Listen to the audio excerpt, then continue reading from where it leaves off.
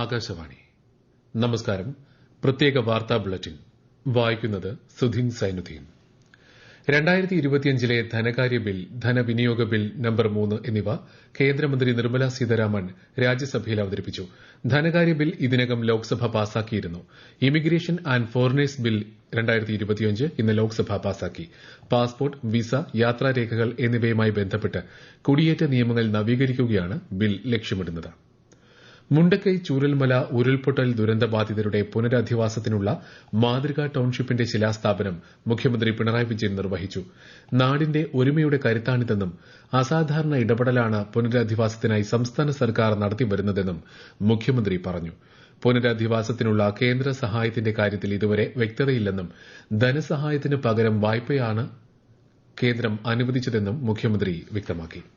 2026-27 അധ്യയന വർഷം മുതൽ 1ാം ക്ലാസ് പ്രവേശന പ്രായം 6 വയസ്സാക്കേണ്ടതുണ്ടെന്ന് വിദ്യാഭ്യാസ മന്ത്രി വി. ശിവൻകുട്ടി. നിലവിൽ കേരളത്തിൽ 1ാം ക്ലാസ്സിൽ പ്രവേശനം നേടുന്നതിനുള്ള പ്രായം 5 വയസ്സാണ്. എന്നാൽ 6 വയസ്സിന് ശേഷമാണ് കുട്ടികൾ വിദ്യാഭ്യാസത്തിനായി സജ്ജരാകുന്നതെന്നാണ് ശാസ്ത്രീയ പഠനങ്ങൾ സൂചിപ്പിക്കുന്നതെന്ന് മന്ത്രി തിരുവനന്തപുരത്ത് മാധ്യമങ്ങളോട് പറഞ്ഞു. സംസ്ഥാന സർക്കാർ രൂപീകരിച്ച റാഗിംഗ് വിരുദ്ധ നിയമപരിഷ്കരണ കർമ്മസമിതി ഉടൻ ആദ്യ യോഗം ചേർന്ന് ഭാവി പരിപാടികൾക്ക് രൂപം നൽകണമെന്ന് ഹൈക്കോടതി. ആഭ്യന്തര വകുപ്പ് അഡീഷണൽ ചീഫ് സെക്രട്ടറിയുടെ അധ്യക്ഷതയിൽ സമിതിക്ക് രൂപം നൽകിയിട്ടുണ്ടെന്ന് സംസ്ഥാന സർക്കാർ ഇന്ന് കോടതിയെ അറിയിച്ചു. കാസർഗോഡ് ജില്ലയിൽ ആത്മഹത്യാ ശ്രമത്തെ തുടർന്ന് നഴ്സിംഗ് വിദ്യാർത്ഥിനി മരിച്ച സംഭവത്തിൽ ദേശീയ മനുഷ്യാവകാശ കമ്മീഷൻ സ്വമേധയാ കേസെടുത്തു. വിദ്യാർത്ഥിനി ഗുരുതരമായ മനുഷ്യാവകാശ ലംഘനം നേരിട്ടതായി നിരീക്ഷിച്ച കമ്മീഷൻ വിഷയത്തിൽ 4 ആഴ്ചയ്ക്കുള്ളിൽ റിപ്പോർട്ട് സമർപ്പിക്കണമെന്ന് ചീഫ് സെക്രട്ടറിക്കും സംസ്ഥാന പോലീസ് മേധാവിക്കും നിർദ്ദേശം നൽകി. NDFDC പദ്ധതിയിൽ വായ്പയെടുത്തിട്ടുള്ള ഭിന്നശേഷിക്കാരിൽ തിരിച്ചടവിൽ കുടിശ്ശിക വരുത്തിയവർക്ക് സംസ്ഥാന സർക്കാർ പിഴ പലിശ പൂർണ്ണമായും ഒഴിവാക്കുമെന്ന് മന്ത്രി ഡോക്ടർ ആർ ബിന്ദു അറിയിച്ചു. ഇതിനു പുറമെ പലിശ തുകയിൽ 50% ഇളവ് അനുവദിച്ച് ഒറ്റത്തവണ തീർപ്പാക്കൽ നടപ്പാക്കാൻ സംസ്ഥാന ഭിന്നശേഷി ക്ഷേമ കോർപ്പറേഷൻ മാനേജിംഗ് ഡയറക്ടർക്ക് നിർദ്ദേശവും അനുമതിയും നൽകിയിട്ടുണ്ടെന്ന് മന്ത്രി പറഞ്ഞു. സംസ്ഥാനത്തെ 5 ആശുപത്രികൾക്ക് കൂടി നാഷണൽ ക്വാളിറ്റി അഷുറൻസ് സ്റ്റാൻഡേർഡ് അംഗീകാരം ലഭിച്ചതായി ആരോഗ്യമന്ത്രി വീണ ജോർജ്. ഇതോടെ സംസ്ഥാനത്തെ 216 ആരോഗ്യ സ്ഥാപനങ്ങൾ NQAS അംഗീകാരം സ്വന്തമാക്കി.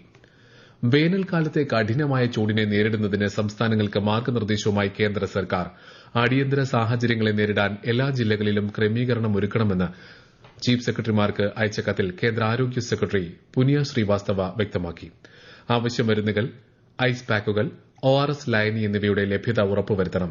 എല്ലാ ആരോഗ്യ കേന്ദ്രങ്ങളിലും കുടിവെള്ള ലഭ്യതയും അഗ്നിസുരക്ഷാ സംവിധാനവും സജ്ജമാക്കണമെന്നും നിർദ്ദേശമുണ്ട്.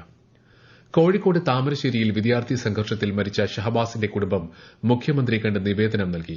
നീതിപീഠത്തിലും സർക്കാരിലും പ്രതീക്ഷയുണ്ടെന്ന് കുട്ടിയുടെ പിതാവ് മാധ്യമങ്ങളോട് പറഞ്ഞു. റേഷൻ കാർഡ് ഉടമകളുടെ മസ്റ്ററിംഗ് 94% പൂർത്തിയാക്കിയതിന് കേരളത്തെ അഭിനന്ദിച്ച് കേന്ദ്രമന്ത്രി പ്രഹ്ലാദ് ജോഷി. മന്ത്രി GR അനിലുമായുള്ള കൂടിക്കാഴ്ചയിലാണ് കേന്ദ്രമന്ത്രി അഭിനന്ദനം അറിയിച്ചത്. റേഷൻ കാർഡ് മസ്റ്ററിംഗിനുള്ള കാലാവധി മെയ് 31 വരെയെങ്കിലും ദീർഘിപ്പിക്കണമെന്ന ആവശ്യം പരിഗണിക്കാമെന്ന് കേന്ദ്രമന്ത്രി ഉറപ്പു നൽകിയതായും ശ്രീ GR അനിൽ പറഞ്ഞു. ഭരത് മുരളി നാടകോത്സവത്തിന്റെ 2ാം പതിപ്പിന് തിരുവനന്തപുരത്ത് തിരശ്ശീല ഉയർന്നു. പാളയം സെനറ്റ് ഹാളിൽ മന്ത്രി KN ബാലഗോപാൽ നാടകോത്സവം ഉദ്ഘാടനം ചെയ്തു. സെനറ്റ് ഹൌസ് ക്യാമ്പസിലെ 3 വേദികളിലായി ആകെ 10 നാടകങ്ങളാണ് 5 ദിവസം നീളുന്ന നാടകോത്സവത്തിൽ അരങ്ങേറുന്നത്. കർഷക തൊഴിലാളി ക്ഷേമനിധി ബോർഡിന് സംസ്ഥാന സർക്കാർ 30 കോടി രൂപ കൂടി ധനസഹായമായി അനുവദിച്ചു. കർഷക തൊഴിലാളികളുടെ അധിവർഷാനുകൂല്യ വിതരണത്തിനാണ് തുക അനുവദിച്ചത്. തൊഴിലിടങ്ങളിലെ മികവിനുള്ള മുഖ്യമന്ത്രിയുടെ എക്സലൻസ് അവാർഡുകൾ പ്രഖ്യാപിച്ചു. Tata project limited, KIMS health care, star health insurance company, Kerala ex service men welfare association തുടങ്ങി വിവിധ സ്ഥാപനങ്ങൾ പുരസ്കാരം സ്വന്തമാക്കി. IPL ക്രിക്കറ്റിൽ Lucknow super Giants Sunrisers Hyderabad മത്സരം പുരോഗമിക്കുന്നു. ഒടുവിൽ വിവരം ലഭിക്കുമ്പോൾ ഹൈദരാബാദ് 12.2 ഓവറിൽ 4 വിക്കറ്റിന് 111 റൺസ് എടുത്തിട്ടുണ്ട്. നെന്മാറ വല്ലങ്ങി വേലയോടനുബന്ധിച്ചുള്ള വെടിക്കെട്ടിന് അഡീഷണൽ ജില്ലാ മജിസ്ട്രേറ്റ് അനുമതി നിഷേധിച്ചു. ഏപ്രിൽ 2, 3, 4 തീയതികളിൽ വൈകുന്നേരം വെടിക്കെട്ട് നടത്തുന്നതിനുള്ള വല്ലങ്ങി ദേശം കമ്മിറ്റിയുടെ അപേക്ഷയാണ് നിരസിച്ചത്. തലശ്ശേരി കടൽപ്പാലം കേന്ദ്രീകരിച്ചുള്ള മാലിന്യ നിക്ഷേപം തടയുന്നതിനായി ജനകീയ പങ്കാളിത്തത്തോടെ സ്ഥാപിച്ച നിരീക്ഷണ ക്യാമറയുടെ സ്വിച്ച് ഓൺ കർമ്മം സ്പീക്കർ AN ഷംസീർ നിർവഹിച്ചു. മത്സ്യവ്യാപാരികളുടെയും മറ്റ് കച്ചവടക്കാരുടെയും പിന്തുണയോടെ പോലീസ് എയ്ഡ് പോസ്റ്റ് മുതൽ മത്സ്യ മാർക്കറ്റ് വരെയാണ് ക്യാമറകൾ സ്ഥാപിച്ചത്.